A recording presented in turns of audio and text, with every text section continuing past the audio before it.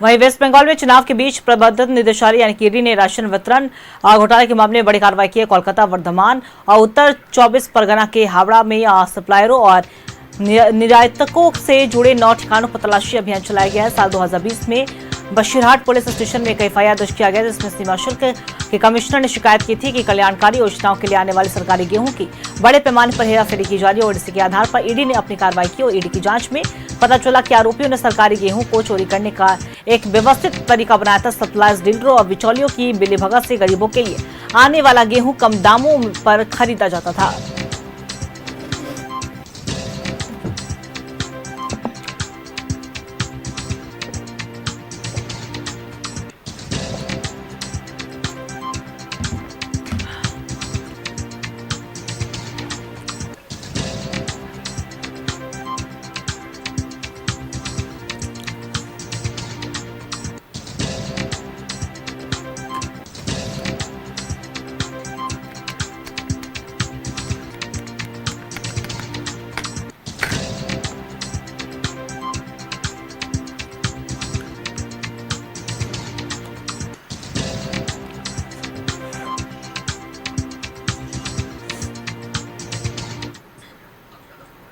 और इसी खबर पे और भी ज्यादा जानकारी देने के लिए हमारे सहयोगी प्रकाश हमारे साथ लाइव बने हुए ओंकार करेंगे।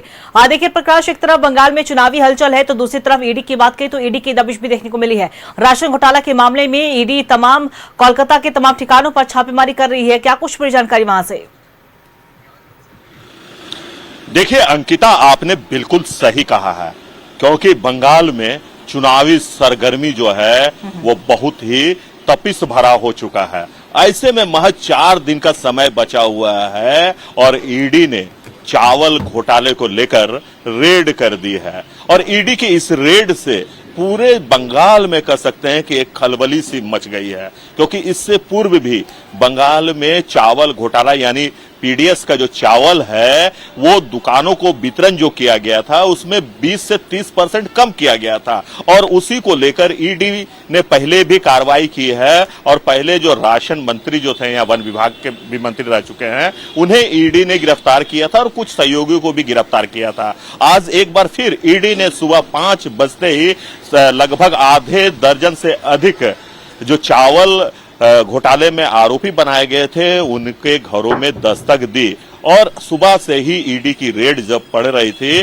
तभी से ही ये बाजार में चर्चाएं तेज हो गई है कि अब क्या होगा, क्योंकि ईडी ने जिस प्रकार से चावल घोटाले के आरोपियों के घर में रेड की है और वहां से भी उन्हें कई सारे दस्तावेज मिले हैं। मैं आपको बता दूं कि इस चावल घोटाले में लगभग 200 करोड़ रुपए की बात की जा रही है कि 200 रुपए का घोटाला जो है इस चावल और गेहूं के माध्यम से किया गया है। जो गरीबों में वितरण होना था पीडीएस के माध्यम से वो ना वितरण नहीं हुआ बल्कि वो बिचौलियों के द्वारा बेच दिया गया और सेल कंपनी बनाकर दुबई और बांग्लादेश में इस पैसे को वहां भेजा गया, वहां क्रेडिट किया गया। तो ऐसे में ईडी की नजर उन सभी बिंदुओं पर है। पहले भी सबूत मिल चुके थे ईडी को और अब जो सबूत हाथ लग रहे हैं इससे कई सारे और लोगों की भी सांसें जो है वो फूलती हुई नजर आ रही है, क्योंकि अभी हम मौजूद हैं। मैं आपको बता दूं कि ये भवानीपुर का विधानसभा क्षेत्र है जहां ममता दीदी और शुभेंदु अधिकारी एक दूसरे के आमने सामने हैं।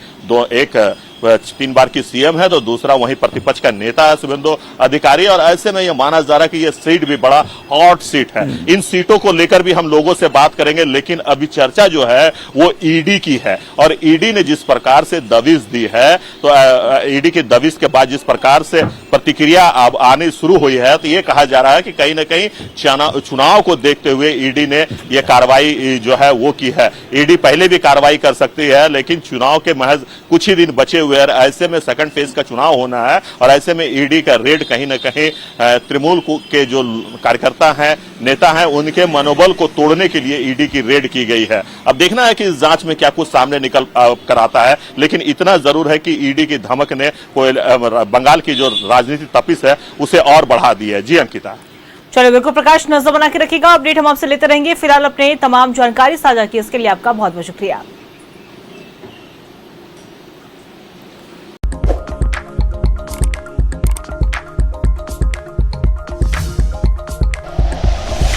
Like and share videos, subscribe करें हमारा चैनल और प्रेस करें बेल आइकॉन। न्यूज़ 11 भारत, सच है तो दिखेगा।